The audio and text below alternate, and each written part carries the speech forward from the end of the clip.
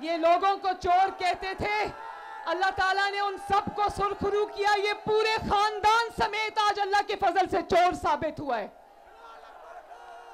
मैं इसकी बीवी की गिरफ्तारी पे खुश नहीं हूं, मैं किसी की तकलीफ पे खुशी नहीं मनाती, लेकिन एक निजाम आसमान से भी चलता है। ये नहीं हो सकता।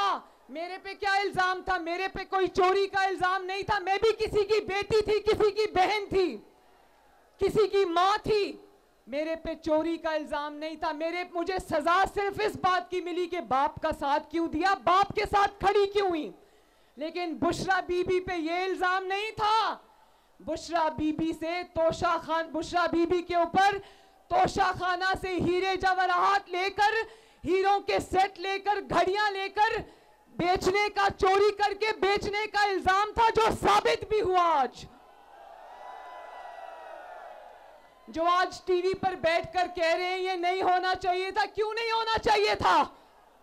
अगर कोई वजीर आजम चोरी करता है और अगर कोई वजीर आजम की बीवी चोरी करती है, तो क्या इसलिए उसको छोड़ दिया जाए और कानून हरकत में ना आए कि वो वजीर आजम है या वजीर आजम की बीवी है? बताओ नारोवाल वालों।